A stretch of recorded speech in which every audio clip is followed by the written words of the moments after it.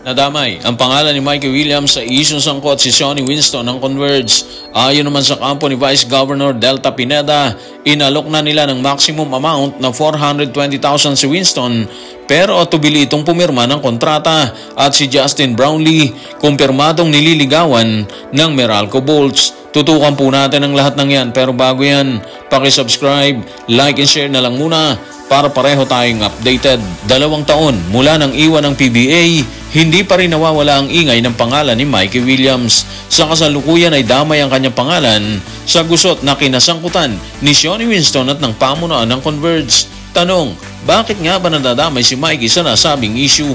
Tutukan natin si PBA Insider sa kanyang official X or Twitter account. Bakit sinasabi ni Governor Pineda sa media na hindi sila nagbibigay ng sweldo sa mga manlalaro na higit pa sa maximum kung inalok naman nila si Mikey Williams ng di umano'y 1.3 million pesos kada buwan? Kung hindi muling kukunin ng Converge si Winston matapos nilang mawala ng heading nang wala man lang kapalit, tapos na talagang pag-asa nilang magkampiyon. To be honest mga ka-playoffs, hinahanap natin yung offer ng Converge na 1.3 million pesos dito kay Mikey Williams pero hindi natin makuha talaga yung artikulo na nagdedetalye ng ganung alok ng Delta Group kay Mikey Williams.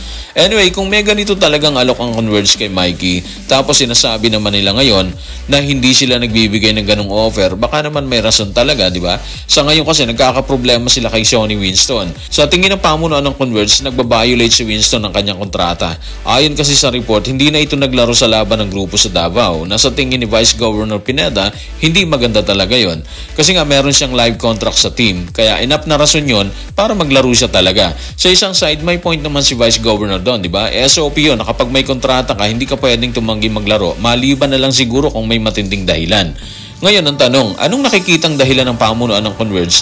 Bakit pinipili ni Sonny Winston na hindi siya maglaro? Ito po yan. Ayon sa ilang ulat na lumalabas kasi, ayaw umanong maglaro ni Winston hanggang hindi pa niya napaplansya ang susunod niyang kontrata sa team. Yan yung nakikita nila sa nangyayari ngayon kay Winston.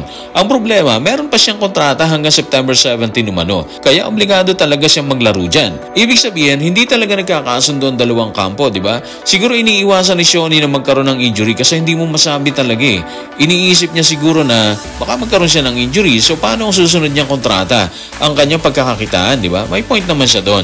Ang hinalang kontrata ang dahilan ni Sonny Winston bakit atubili siya maglaro sa Converge ay lumutang sa isang report ng Spin. Ayon sa nasabing report, humihingi umano si Winston ng mas malaking sweldo at bonuses na lampas pa sa itinakda ng PBA sa pamamagitan ng kanyang ama na si Lorian Watkins Sr. Tanong, magkano ba talaga ang alok ng Converge kay Sonny Winston? Tutukan natin si Vice Governor Delta Pineda sa report ni Homer Sison sa Spain. Inalok namin ang pinakamataas na halaga na 420,000 kada buwan. Kung itataas ng PBA ang salary cap at magtakda ng mas mataas pa sa 420 kada buwan, kakayanin namin kahit mas maliit ang aming budget bilang isang independent team kumpara sa mga established na koponan gaya ng TNT at SMC. Alam niyo mga ka-playoffs, yung iniaalok ni Vice Gov Delta Pineda kay Sonny Winston, yun din naman yung ibinigay nila sa mga kasama niya sa team. Kay Alex Stockton, kay Justin Arana, Justin Baltasar at iba pa na nasa sa koponan.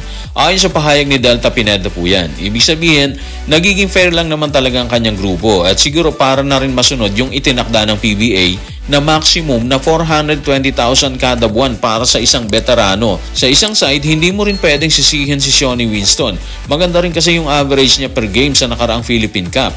Meron siyang 16 points, 4.2 rebounds, and 2.9 assists. Hindi na masama para sa isang combo guard na katulad niya na kayang dumipensa at kumamada. Ngayon ang tanong, bakit atubili siya sa pagpirma kung maximum na ang alok sa kanya ng Converge? Hindi rin naman siya pwede sa KBL at Japan B-League dahil sa kanyang estado.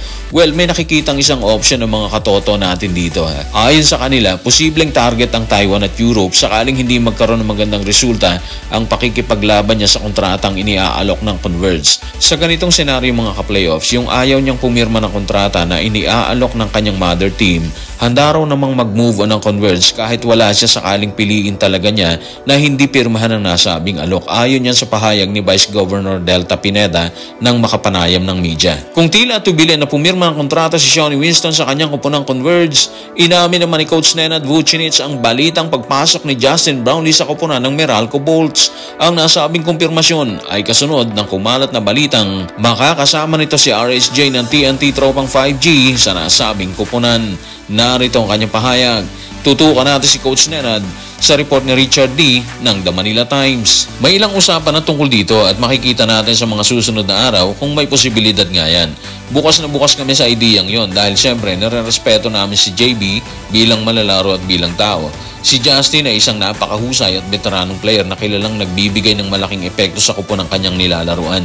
Ang kanyang kasanayan, talino at karanasan kasabay ng kakayahang gumawa ng malalaking play ang dahilan kung bakit isa siyang kampiyon. So kumpirmado na nililigawan nga nila ng Meralco si Justin Brownlee. Pero mga ka-playoffs, sa EASL po mangyayari ang lahat ng yan. Actually makakasama niya dito si RSJ na import ng TNT Tropang 5G.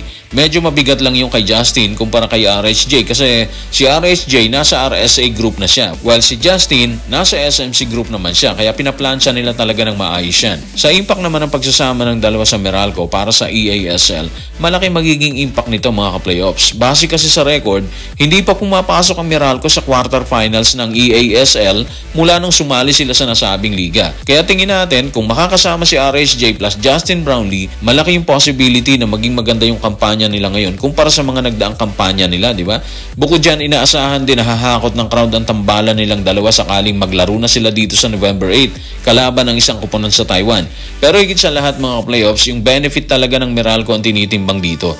Yun yung sigurado tayo. Gusto talaga nila na magbigay ng magandang laban sa bawat kalaban and at the same time, magkaroon ng magandang record sa EASL. Sa ngayon, wala pang pinal na kasunduan base sa pahayag ni Coach Nenad. Kaya abang-abang na lang siguro tayo dito mga ka-playoffs. Lalabas yan sa mga susunod na araw. So guys, maraming salamat.